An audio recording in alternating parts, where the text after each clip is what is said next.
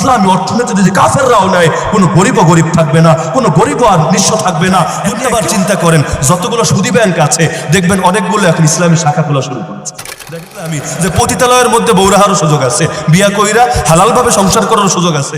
নাম ইসলামী অর্থনীতি যদি কাফেররাও নেয়, কোনো গরিবও গরিব থাকবে না, কোনো গরিবও আর নিঃস্ব থাকবে না, দুনিয়ায় কেউ আর মজলুম হবে না, প্রতিটা মানুষ দুনিয়াও ভালো থাকবে।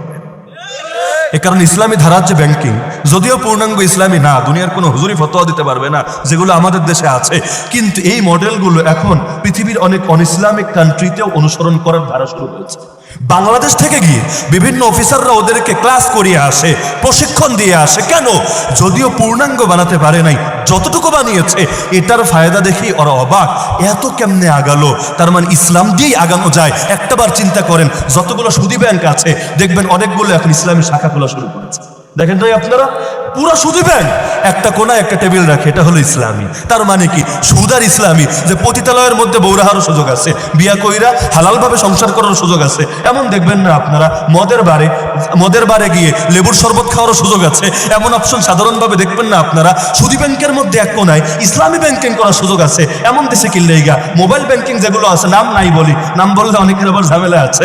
এখন মোবাইল ব্যাংকিং গুলোও দেখবেন দুইটা ভার্সন রাখে, এক হলো ইসলামিক আর এক হলো সাধারণ। সাধারণ যদি হয় আপনার ইন্টারেস্ট দিবে, ইসলামিক যদি হয় আপনার দিবে না। এত ভার্সন কেন বের করে জানেন? মন থেকে একটাও ইসলামী না, কিন্তু বোঝে ইসলাম ছাড়া ধান্দাটাও ভালো মতো হয় না। ইসলাম হলো এমন কামেল। আরে গান্ধী, ওই যে মহাত্মা গান্ধী, সে পর্যন্ত বলেছে, আমি ওমর রাদিয়াল্লাহু আনহু জীবনী বহুতবার পড়েছি, ওমরের জীবনী, ওমরের রাজনীতি আমাকে বড় আকর্ষিত। আরে ওমর মুসলমান চিনল না তারে, তার জীবন পড়ার প্রয়োজন একটাবার মনে করলো না। এই যুগের বহু ছেলে পেলে পাবেন, আরে বিভিন্ন রাজনৈতিক নেতার জীবনী পড়তে পড়তে ছোটখাটো পিএইচডি হয়ে গেছে, কিন্তু আমার নবীর জীবনী, খলিফায়ে রাশেদ যারা ছিলেন তাদের জীবনী একটাবারও পড়ার তৌফিক হয় না। এরা যদি বলে নবীরে মডেল মানি, আইকন মানি, আরে পাগল, আগে না জানে পরে না মানে, তুই তো জানিসই না, মানবি কিভাবে? আর একে তো জানে না, দুই নম্বরে জানতে দেবেও না। হুজুররা যদি বলতে আসে মুখে মোহর মেরে রাখে, হুজুর তাফসীর মাহফিল ভালো কথা, তাই ভাববেন না এখানে সব আয়াতের তাফসীর করা যাবে। একটাবার চিন্তা করেন যে ইসলাম কেমনে দাঁত ব্রাশ করবেন এটা শিখালো, কেমনে বাথরুম করবেন এটা শিখালো, বাথরুমে কয়টা ঢিলা ব্যবহার করবেন সেটা শিখালো, কেমনে কাপড় পরবেন সেটা শিখালো, কেমনে ঘুমাবেন সেটা শিখালো, ঘুমাতে যাওয়ার আগে কি বলবেন, ঘুম থেকে উঠে কি বলবেন এটাও শিখালো, খাবেন কিভাবে ওটাও শিখালো, ব্যবসা কিভাবে করবেন, চাকরি কিভাবে করবেন, খেত খামারে কিভাবে করবেন, ঋণ কিভাবে দিবেন, সব কিছু শিখালো। সেই ইসলাম আপনাকে দ্বীনের মৌলিক বিষয়গুলো শিখাবে না, জীবনের গুরুত্বপূর্ণ বিষয়গুলো শিখাবে না। এতটা খারাপ ধারণা কিভাবে করতে বললেন?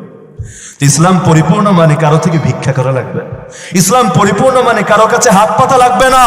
আমরা দিব সবাইকে, আমরা কারো থেকে নিব না। পরিপূর্ণ তো অপরিপূর্ণর থেকে নিবে না, অপরিপূর্ণ এসে পরিপূর্ণর থেকে নিবে, এটাই দুনিয়ার নিয়তি। ধনী যদি গরিবের বাসায় গিয়ে হাত পাতে, এর চাইতে হাস্যকর বিষয় কিছু হবে? এলাকায় ট্রোল হবে, ট্রোল। যদি এমন হয় গরিবের ঘরে কোরবানি হয়েছে আর ধনী যে আগে 10টা কোরবানি দিত এই বছর একটা না দিয়ে ব্যাগ নিয়ে গরিবের দুয়ারে হাজির হয়েছে, আমার আল্লাহ নবীজির নাম দিলে করো দান, সেখানে গিয়ে সে ডায়লগ দিচ্ছে, এটা হাস্যকর বিষয় হবে কিনা? আরে হবে কিনা?